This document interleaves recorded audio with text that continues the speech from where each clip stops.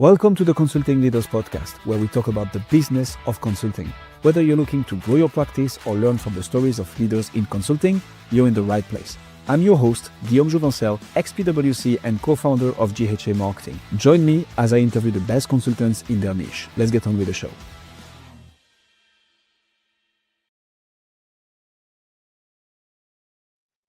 And welcome to Consulting Leaders. Let's jump straight into this. What got you into consulting and to start your own practice?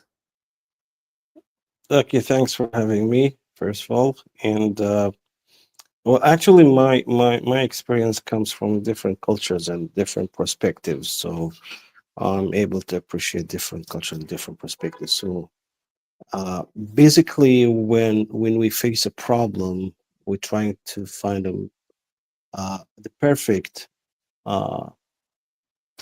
uh, perfect maybe answer and solution for any given problem.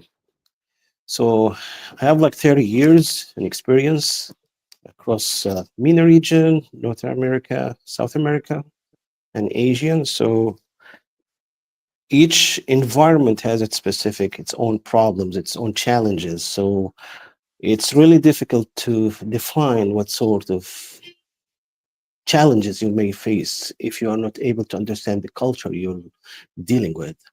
So I was originally pulled out in a consulting by intellectual challenge and the ability to have a broad, immediate, and measurable impact across all business sectors and industries, let's say major business industry. Then I realized that I could apply for strategic frameworks that maybe problem solving skills, much more efficient across multiple industry, as I mentioned, uh, by being embedded in just one. So I decided to build a 4D business consulting with two co-founders with me. When I saw the critical need in integrating strategy standards, especially for governments, and digitalization and sustainable development in a single uh, uh, as advisory service, especially given in the rapid transformation of the Middle East, North Africa, where basically my born experience was there in the region.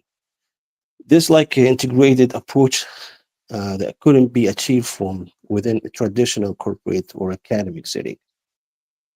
So this is like a conclusion of why I'm in the business consulting field. So that's interesting. I think we're gonna pull in these cultural aspects quite a lot. What's the problem that you solve today? What is it that you help your clients achieve? Uh, yeah, it's difficult to answer in short. Okay, the core problem that clients at 4DBC we usually struggle with transformation between recognizing the need to change, like digitizing, diversify, globalize, and efficiently in executing these kind of challenges to change the achievement towards sustainable growth and compliance. And across MENA region, as an example for a MENA region, the key pattern that I see that might work is designed to fix, let's say, economic diversification. I mean, if you could compare the economic diversification with the GCC, Arab Emirates, Saudi Arabia, Middle East, North Africa, and the Moroccan market. Uh, these diversification helping states and corporations transitions away from over reliance and like hydrocarbons, for example. The second point I really recognize, which is the digital transformation in governments. This is like ensuring the rapid technology adoption uh, in a paired with robust ICT and green sustainability standard in alignment with governments towards sustainability.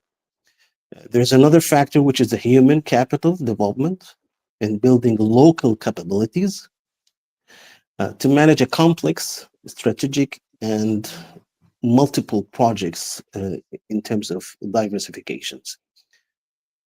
Also, there is another point, which is I do appreciate, which is the investment structuring. In MENA region, I found the investment structuring is in alignment with the public and private investment with both national, for long-term vision.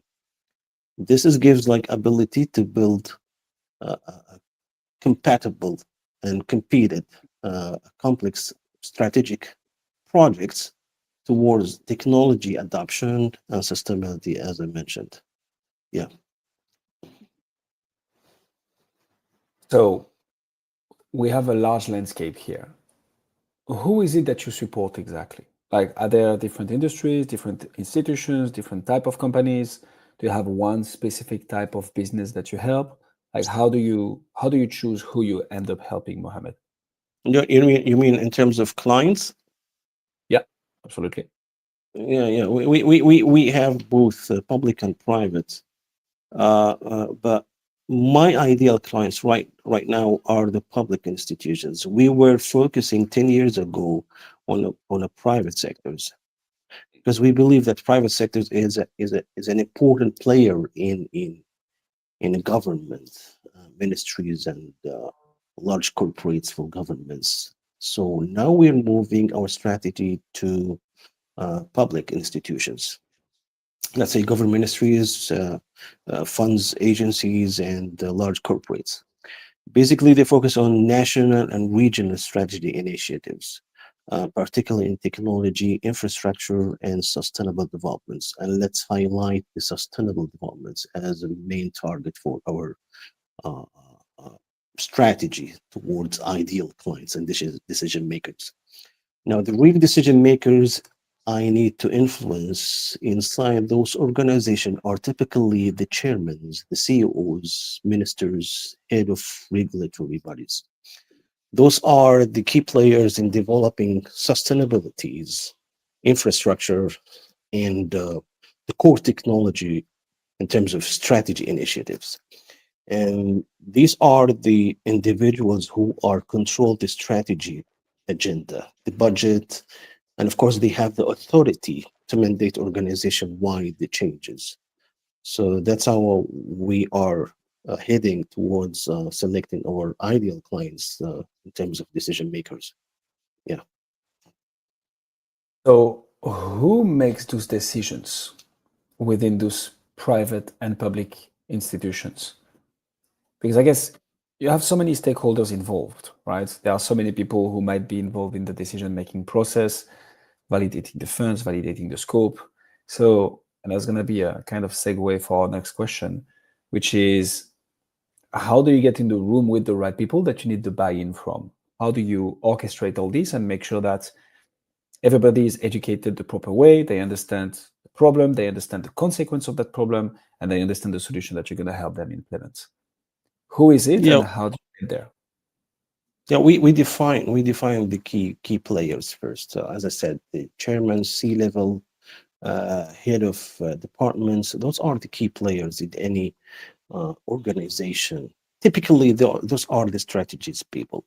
So when you build the relationship and sort of friendship commitment, uh, like a friendly relations with those C levels and top management, you are targeting the individuals who are taking decisions, and therefore you are trying to draw with them a roadmap, ideal roadmap for large corporates and public institutions that are might be the ideal right choice to align your investment structuring, capital development towards any projects you are adapting.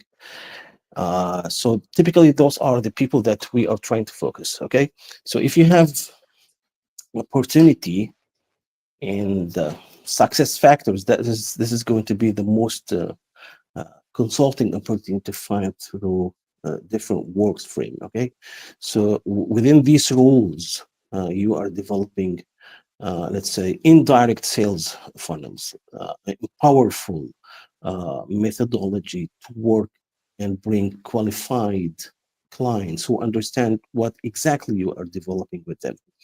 You see what I mean? Yeah, no, that does make sense.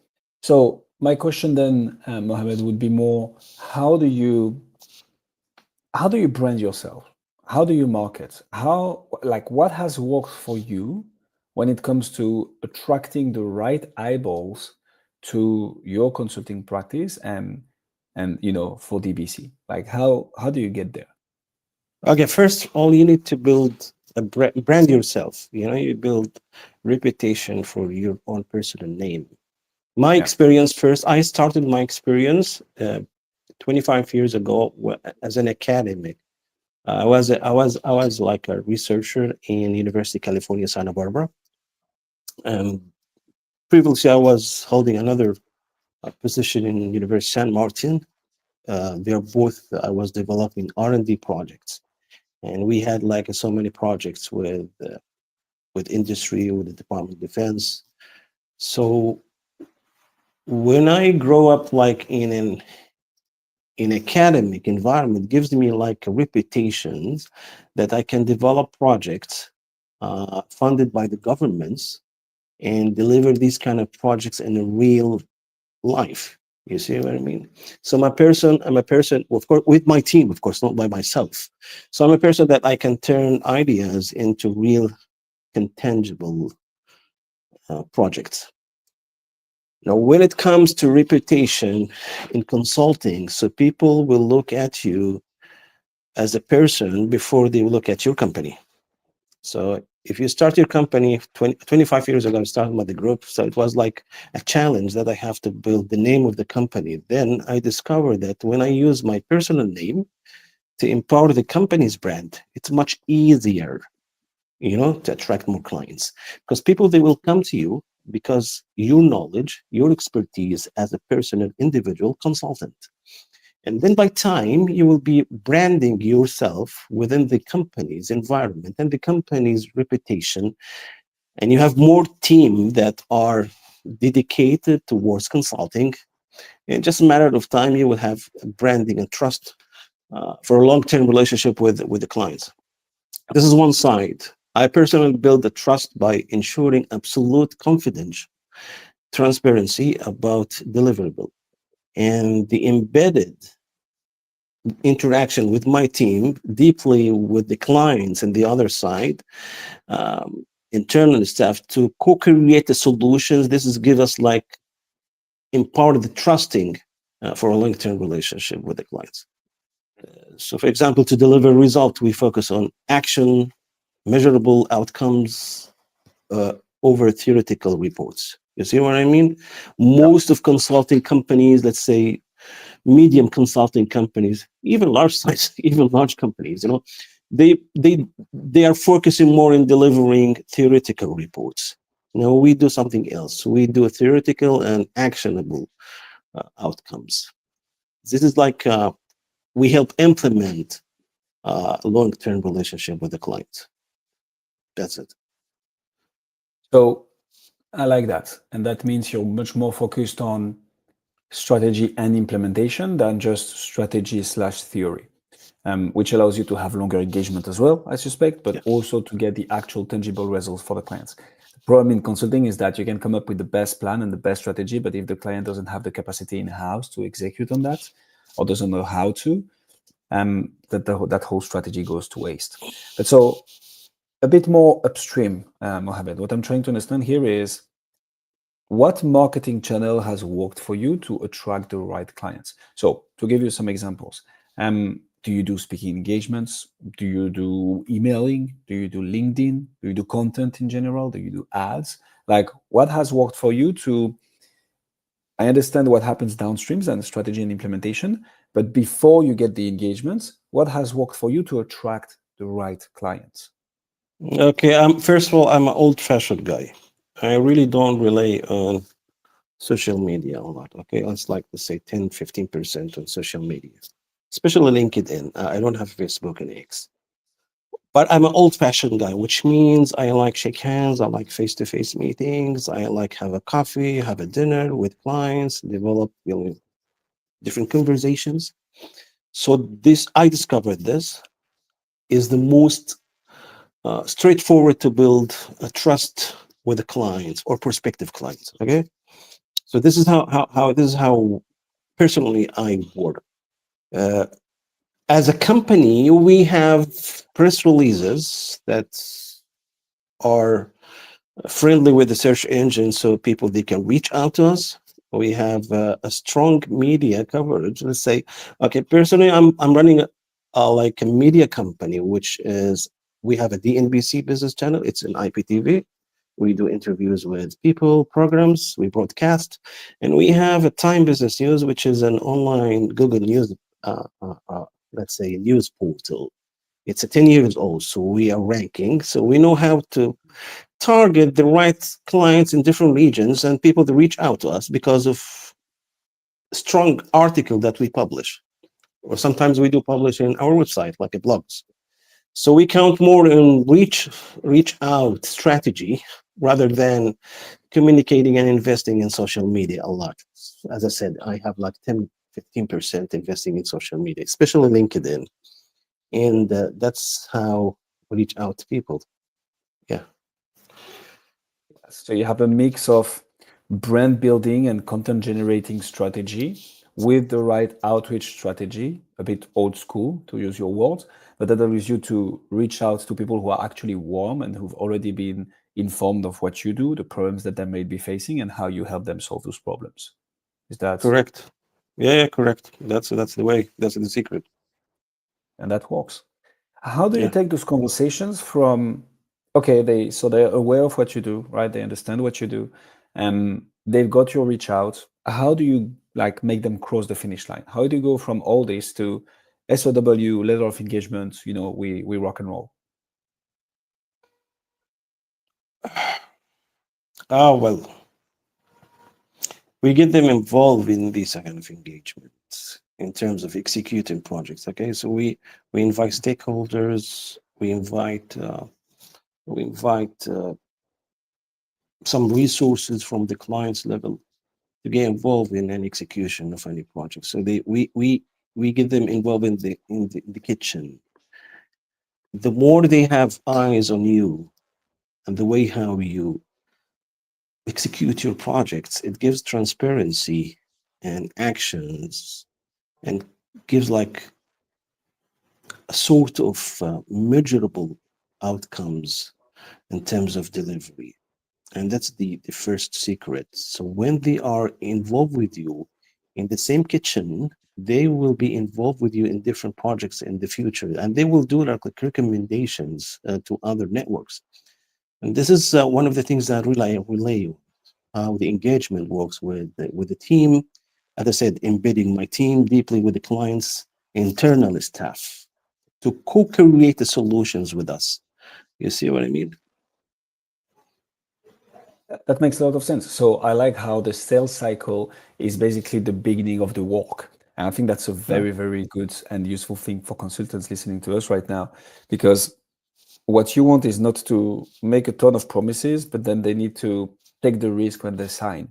It's actually, hey, you know what? Let's start providing value. Let's start implementing the work. Let's start doing the first couple of whiteboard sessions. And let me show you. Like, let's co-build so that when I ask you for the sale, we are already halfway there, and you've already gotten some value, and you see how this value is going to transform even Yes. more value further down the stream. I Yeah, like it's that. like keeping their strategy ahead of the curve. Essentially that we assure the current strategy that we're preparing with them for the next 5 years, for example, is not just fixing the last one. It's just we keep coming back. You see, we keep coming back with them. I like that. Yeah.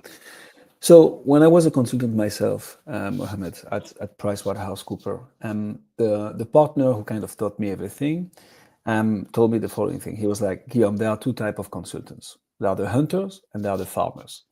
And he was like, I'm a hunter. I love the smell of fresh blood in the morning. I love to go after new business. That's my job. But the partners making the most money, the ones bringing in the most money, are the farmers, the ones able to take that initial engagement and transform it into a multi-layered, multi-year project, feeding other teams within the company. Those are the ones growing the fastest. How do you, Yes. Mohammed, Excuse me. Come again. you farm? How do you transform an initial engagement into a multi-layered, multi-year project? Keep on bringing value to the client, but also being able to make that client worth more to you. Okay. So the before let me define something. We have some challenges as a consultants. Okay, Mm-hmm. now leading multiple organization at once is a big challenge. Yeah. It's really challenge. Okay, you're a consultant.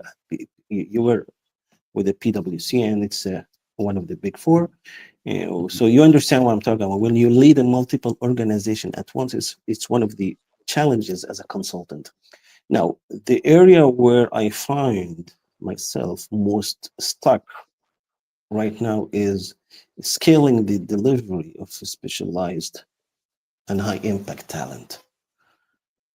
Okay, so our work requires a very niche blend of strategy, vacuum, deep sectoral as well knowledge. So if you have a knowledge, you have a clear strategy in terms of what is the requirements for delivery. And this is like in terms of global standards. I'm not talking about my personal standards or my company standard. It's any consulting global standard. They are aware of these challenges. Now the challenge is ensuring that we are grow to meet the demand with the clients, of course, and the quality and unique integrated methodology that we as 4D Business Consulting replicate, let's say, replicate across all the teams without a personal touch. And this is like, it comes from deep experience from a high level clients that we are dealing with. So this is like maybe answering your questions that what would be the impacts of talent specialize in scaling delivery for the clients as a consultant and challenges that we are facing exactly. Yes. So, I mean, that's interesting. That's answering another question that I had in mind. So that's indeed super Yeah. useful. I guess, like a lot of consulting practice, you have two main constraints in the lifetime of your business. The first one is going to be scaling demand, right? So actually Yes. finding people who want your services, who want to work with you, and who are able to pay the amounts that you're asking, right? This is usually the first big like hump to cross as a consultant. And then it's scaling supply, it's scaling the Yes. talents that will actually be able to deliver the level of service and the level of Yes. Yes. Yes. Yes. quality that you want to deliver. Yes. Yes. It's And it's more about skills development as well and operation efficiency that comes in terms to 100%. ensure that that you have ensured to grow in sustainability and impact of Yeah, this sustainability. Okay, so there are, as you know, there are key strategies to scale for any talent. yeah. No, Yeah, this is a recruiting, recruiting, training, training, and exactly. nurturing business. Yeah, Because people, the problem with consulting is that when you get those people to become extremely skilled, right, after a few years of training, correct. you've Yes, promoted them, you've like gave yes, them increases and raises, they go and set up shop on their own. So it's yes, really like exactly. retention and Yeah, making sure it's that also, it's a long term commitment and productivity.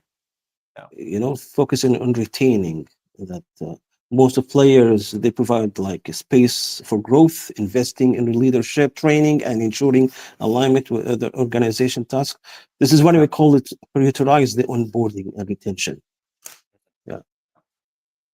like that. So how do you? So back to my question around retention of the clients, not the talents, of the clients.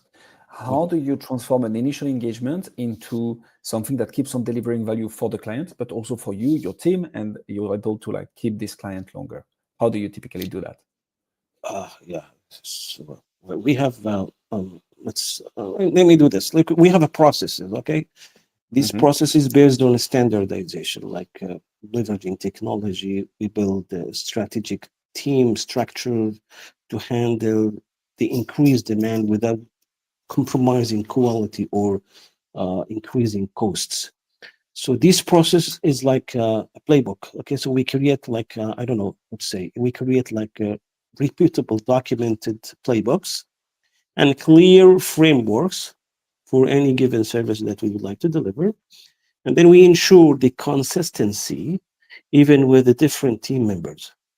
This is just to avoid any unplanned work, scalability, in terms of scalability. And then there is something else that we consider, which is we sometimes adopt different frameworks for a larger scale uh, structure. And so maybe we structure teams around the value streams, focusing on delivery rather than isolation functions.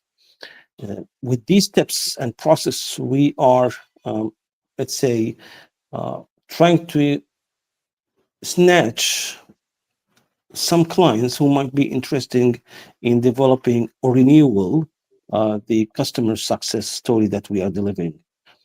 So like we also build a cross-function multi-skills teams. Okay, so we have a collaboration with partners, stakeholders, prospective clients in terms of building third-party providers with our consulting team. You know, that's it. Yeah, that does make sense. What's your, maybe to wrap up this interview, Mohammed, what's your biggest challenge right now? And challenge in the sense of like, once you crack that nut, you're gonna be able to take your whole business to the next level. What's the next thing that you're trying to solve that will help you grow the fastest? The biggest maybe challenge for myself and for the consultant team, I would say in the next 5 years, maybe bridging the gap between technology possibility and strategic implementation. This is one of the biggest opportunities we are facing right now. How we can bridge the gaps between technology and strategic implementation. Strategic implementation is very complicated because you have the economy, the governance, the compliance, the sustainability. All this comes as strategic implementation, as a context. You see what I mean?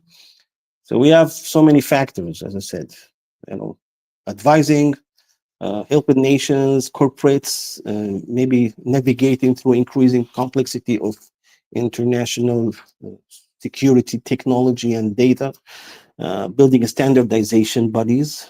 So this causes a lot of complex environment in terms of challenging gaps between technology and strategic implementation. Yes. Yeah.